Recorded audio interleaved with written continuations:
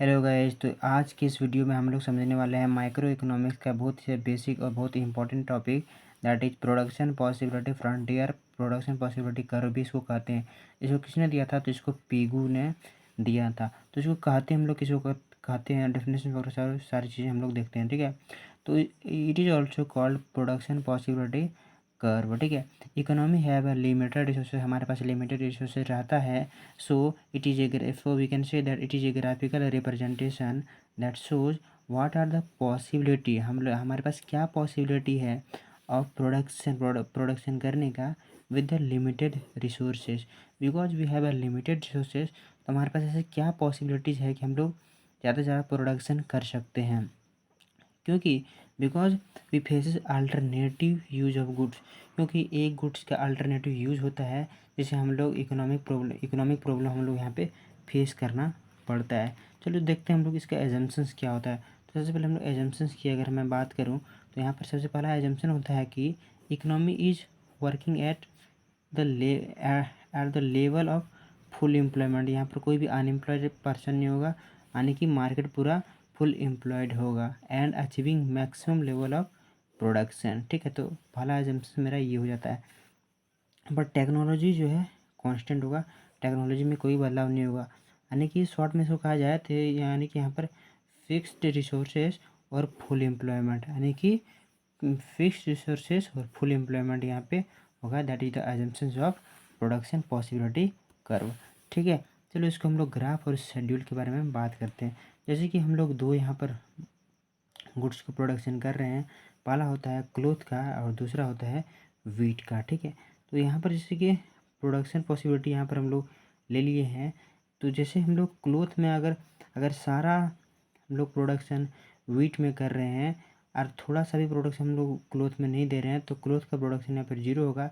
और सारा जो रिसोर्सेस यूज़ हो रहा है, जो कि वीट में यहाँ पे सारा रिसोर्सेस यूज़ हो रहा है, और हम लोग क्लोथ का प्रोडक्शन जीरो हो रहा है। यानी कि मतलब यहाँ हुआ है कि अगर हम लोग एक का प्रोडक्शन बढ़ाते हैं तो हमें किसी एक गुड्स का प्रोडक्शन को सेक्रीफाइस भी करना पड़ता है प्रोडक्शन पॉसिबिलिटी कर्व में। जैसे हम लोग क्लोथ क्लोथ को 1 यूनिट से बढ़ाते हैं, तो ये वेट जो है 1 यूनिट से फिर देख सकते हो आप यहाँ पे 1 यूनिट से ये डिक्रीज कर जाता है, ठीक है। तो जैसे हम लोग थोड़ा सा रिसोर्सेज इसमें इंक्लूड करना चालू करते हैं, वैसे ही यहाँ पर रिसोर्सेज थोड़ा सा कम होना शुरू कर देता है। इसी तरह जैसे हम लोग रिसोर्सेज बढ़ाते जाते हैं production of another good, then the other good production will decrease. तो जैसे हम लोग किसी एक का प्रोडक्शन बढ़ाते हैं, तो किसी दूसरे के प्रोडक्शन को हम लोग को सेक्रीफाइस करना पड़ता है। तो हम लोग जब इसको ग्राफ में प्लॉट करते हैं, तो ठीक है, तो ग्राफ में प्लॉट जैसे हम लोग करते हैं तो हम लोग एक डाउनवर्ड स्लोपिंग एक कर्व हमको मिल जाता है, और इसी कर्व को कहते हैं प्रोडक्शन पॉसिबिलिटी कर्व, ठीक है। एक चीज़ यहाँ पे याद रखना कि in a full employment economy more of one good can be obtained only by cutting down the production of another good। यानी कि हम लोग किसी जब एक का गुड का प्रोडक्शन बढ़ाते हैं तो हमें किसी दूसरे गुड के प्रोडक्शन में कट करना पड़ता है। यही इस ग्राफ से हमें पता चल रहा है। चलो अब हम लोग आगे बढ़ते हैं। तो देखो यहाँ पे जो हम लोग प्रोडक्शन पॉसिबिलिटी कर्व है उसको हम लोग ट्रांसफॉर्मेशन कर्व भी कहते हैं। अच्छा, इसको ट्रांसफॉर्मेशन कर्व हम लोग क्यों कहते हैं? Because because of transferring resources from from one resources to another resources. अभी आपने देखा कि हम लोग एक गुड का प्रोडक्शन बढ़ा रहे हैं, दूसरे गुड का प्रोडक्शन हम लोग घटा रहे हैं, यानी कि रिसोर्सेज का जो है ट्रांसफ़र हो रहा है। तो इसलिए हम लोग ट्रांसफॉर्मेशन कर्व भी इसको कहते हैं। यहाँ पर एक और चीज़ आपको ध्यान रखना पड़ेगा कि the combined output of two goods produced can neither lie at u और एट एच।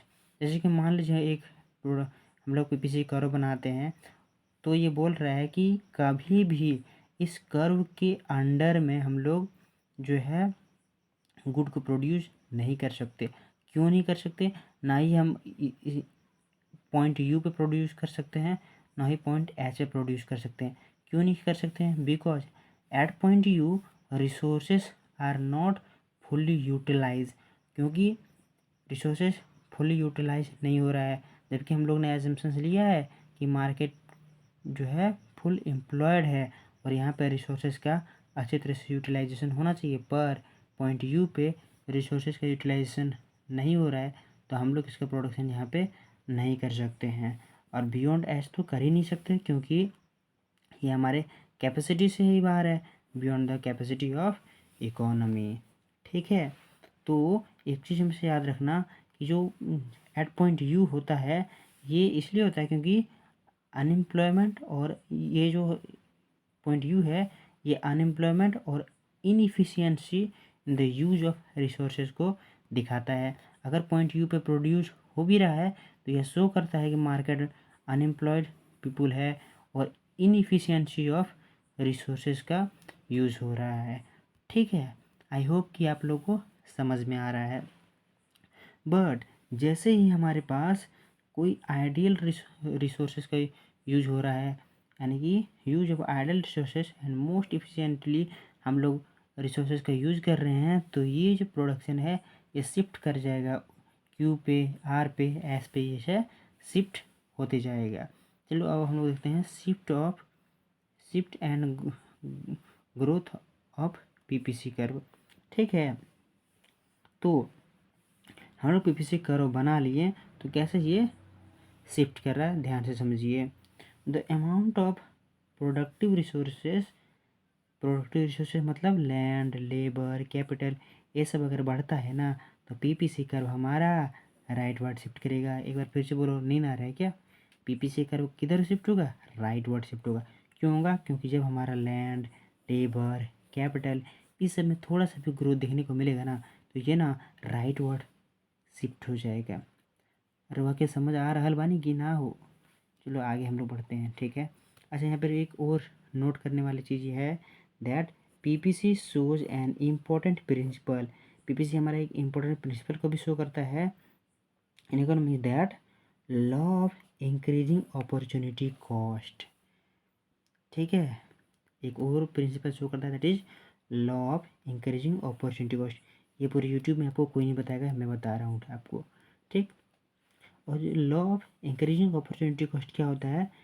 ये वो होता है कि the opportunity cost of A commodity mean the amount of next best commodity foregone for producing an extra unit of commodity.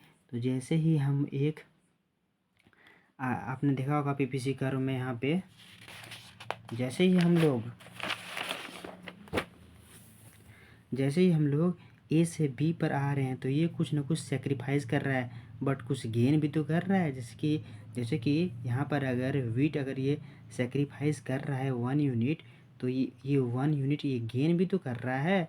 तो यही हुआ increasing opportunity cost. यहाँ पर 1 यूनिट की गेन कर रहा है तो ये 2 यूनिट लॉस कर रहा है। इसके 2 यूनिट लॉस में 1 यूनिट गेन भी कर रहा है। ये इसी को बोलते हैं हम लोग जो है इंक्रीजिंग अपॉर्चुनिटी कॉस्ट। तो आई होप कि आप लोग को समझ में आ रहा होगा इंक्रीजिंग अपॉर्चुनिटी कॉस्ट आखिरकार होता क्या है। चलो अब हम लोग आगे बढ़ते हैं। देखो अब हम लोग बात करते हैं that is distribution and PPC. देखो ध्यान से समझना ये, ठीक है।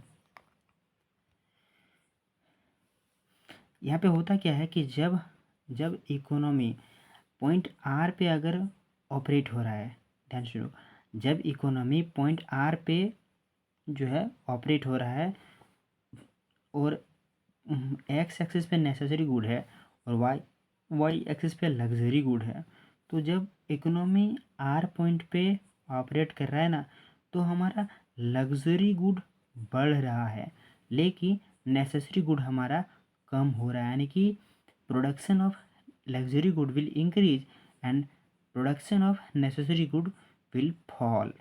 But when economy is operating at point S, तो हमारा जो लग्जरी गुड है वो घटेगा एंड जो हमारा नेसेसरी गुड है वो हमारा बढ़ेगा। तो मार्केट में जो है नेसेसरी गुड का प्रोडक्शन कम कर देगा और नेसेसरी गुड का प्रोडक्शन यहाँ पे बढ़ा दिया जाएगा जब पॉइंट एस पे हमारी इकोनॉमी वर्क कर रहा होगा। ठीक है, अब देखो यहाँ पे एक कर्व बना दिया गया है, इसे समझते हैं कैसे कर दिया। ठीक है, मान लीजिए कि हमारे जो है ये यानी कि मान लीजिए नहीं बल्कि ये पीपीसी कर्व है और यहाँ पे प्रोडक्ट एक्स एक्सिस में प्रोडक्शन OC1 हो रहा है और वाई एक्सिस में